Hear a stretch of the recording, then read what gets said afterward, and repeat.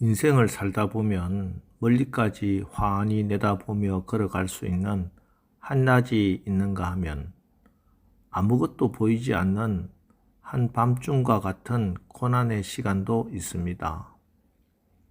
이러한 고난의 사건들은 원하든 원치 않든 우리 인생길에 늘 주어지는 사건이고, 또 신앙생활을 잘 하는 사람이든 그렇지 않는 사람에게든 동일하게 주어지는 것 같습니다. 악하게 사는 사람들도 잘 살아가는데 신실하게 믿음으로 사는 사람들에게 왜 이런 어려운 문제가 오는지에 대해 성경은 상황마다 상세한 답을 주고 있지는 않습니다.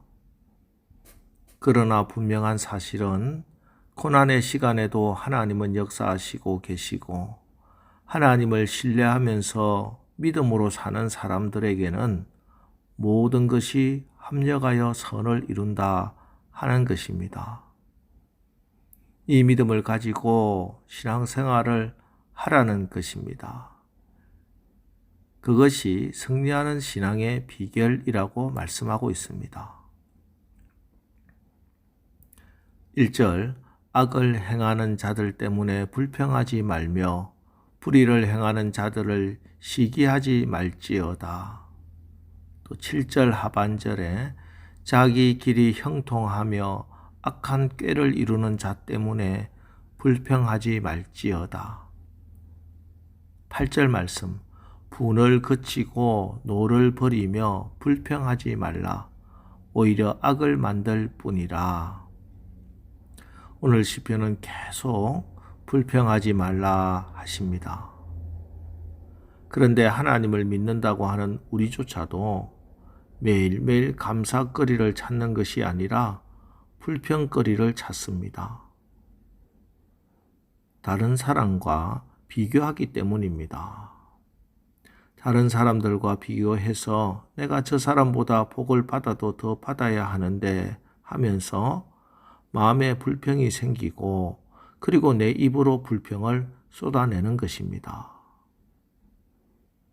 그런데 우리 하나님의 사람들이 절대 하지 말아야 하는 것이 비교하는 것입니다. 왜냐하면 하나님께서 천지를 창조하시고 여섯째 날 사람을 만드셨을 때 각 사람을 보시기에 심히 좋았더라 하고 말씀하셨기 때문입니다.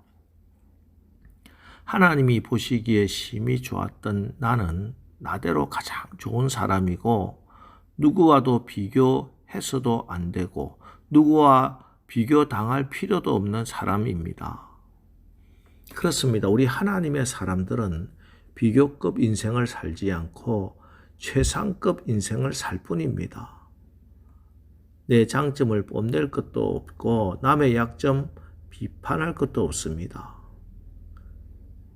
이 세상 사람들 중에 모든 것 다 가진 완전 행복한 자도 없고요, 아무것도 못 가진 완전 불행한 사람도 없습니다. 또 그런 거 다 가졌다고 해도 모두가 다 행복한 것도 아닙니다. 내겐 왜? 라고 물으면 불행해집니다. 내게도? 라고 깨달아지면 행복해집니다.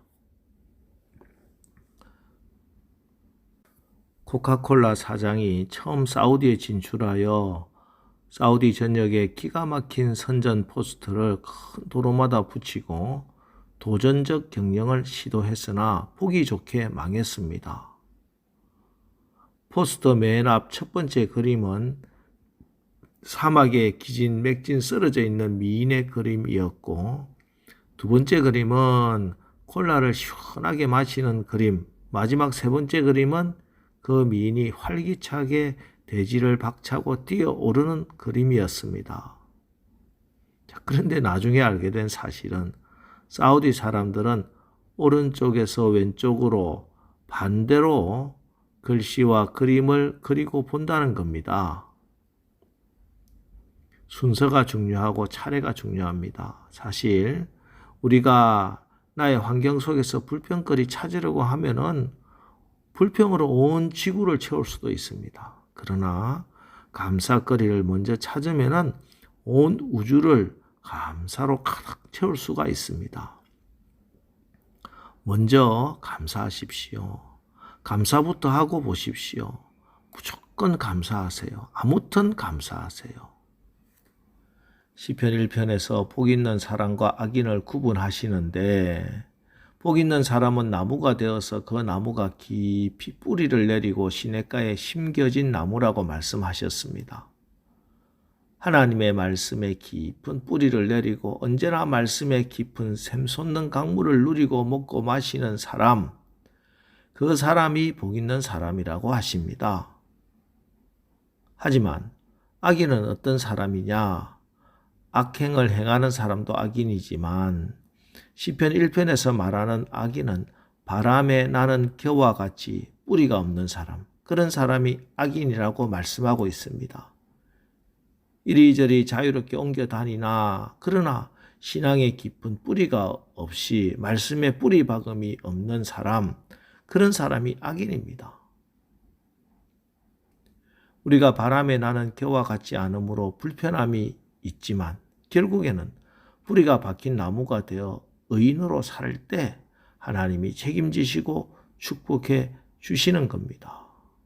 여러분 오늘 말씀을 믿으시기 바랍니다. 3절로 6절 여호와를 의뢰하고 선을 행하라. 땅에 머무는 동안 그의 성실을 먹을거리로 삼을지어다. 또 여호와를 기뻐하라. 그가 내 마음의 소원을 내게 이루어 주시리로다. 내 길을 여호와께 맡기라. 그를 의지하면 그가 이루시고 내 의를 빛같이 나타내시며 내 공의를 정오의 빛같이 하시리로다. 여호와를 기뻐하라. 그가 내 마음의 소원을 내게 이루어 주시리로다. 예, 하나님이 우리의 마음의 소원을 주셨으면 하나님이 이루어 주십니다. 여러분의 길을 여호와께 맡기면 마침내 모든 것을 합력하여 선을 이루도록 하십니다. 악인들은 자기의 마음의 소원을 이루기 위해서 자기가 노력합니다. 자기가 열심히 쫓아다닙니다. 불의가 없기 때문에 얼마나 열심히 쫓아다니는지 모릅니다. 하지만 우리는 자유롭지 않습니다. 신앙의 뿌리를 받고 살아가는 우리는 자유롭게 이곳저곳 쫓아다닐 수가 없습니다. 그저 하나님을 향하여 그 얼굴을 주를 바라고 주께 예배할 뿐입니다. 하나님을 기뻐할 뿐입니다. 그러면은 하나님이 자유롭게 행동하지 못하는 우리를 향해서 마음의 소원을 이루어 주신다는 겁니다. 하나님이 오늘 분명히 약속하고 있지 않습니까?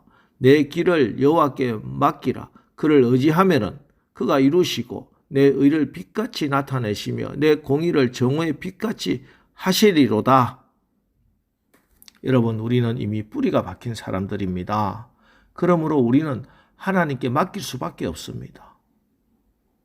목욕탕에 가면 이런 걸 잊지 않습니까? 맡기신 것만 책임집니다. 내 모든 염려를 하나님께 맡기라. 하나님께 염려 맡기면 그 염려는 하나님이 책임지십니다. 하나님께 여러분의 자녀를 맡기면 하나님께서 우리 자녀도 다 책임지십니다. 하나님께 여러분의 사업을 맡기면 하나님이 경영하십니다. 내 가정, 내 인생 맡기면 하나님이 우리 인생 책임지십니다. 지금 여러분들에게 어떤 일이 있습니까? 분명한 것 한 가지가 있습니다. 그 일과 상관없이 하나님은 선하신 분이십니다. 하나님은 반드시 그분의 공의를 정오의 빛같이 하시는 언제나 좋은 것으로 바꾸어 주시는 분이십니다. 우리는 우리에게 덜 행복한 것을 더 행복한 것처럼 보고 덜 좋은 것을 더 좋은 것으로 보지만 하나님은 우리에게 가장 행복하고 가장 좋은 것을 정확하게 보시는 분이십니다. 그리고 가장 좋은 때에 그것을 허락하십니다. 여러분, 일생 중 가장 감사해야 할 때가 언제라고 생각합니까? 여러분, 우리의 일생 중 가장 감사할 수 있을 때는 바로 오늘입니다. 내일이 아니요, 미래가 아니요, 내년이 아닙니다. 오늘입니다. 인생의 위기는 언제나 있습니다. 진정 감사하고 행복해야 할 때는 바로 지금이요, 오늘입니다. 악을 행하는 자들 때문에 불평하지 말며 불의를 행하는 자들을 시기하지 말지어다. 오늘 감사하고 오늘 하나님을 기뻐하십시오. 그래서 바로 오늘 하나님이 여러분의 마음에 소원을 이루어 주시고 여러분의 의를 빛같이 나타내시며 공의를 정오의 빛같이 하시기를 주님의 이름으로 축원합니다. 기도하겠습니다. 하나님, 우리가 하나님의 모든 섭리를 다 이해할 수는 없어도 하나님의 선하심과 말씀이 약속하신 신실함을 믿고 신뢰합니다.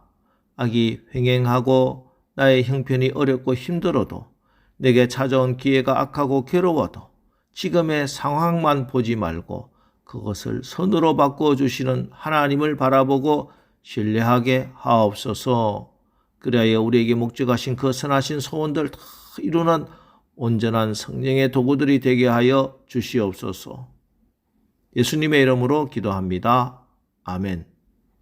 자, 이제 주여 오늘 하루도 우리가 불평이 아니라 감사로 하나님이 우리의 마음에 소원을 이루시고 공의를 정오의 빛같이 하게 하옵소서. 오늘 말씀 붙들고 우리 합심해서 기도하고 나가겠습니다. 우리 기도하겠습니다.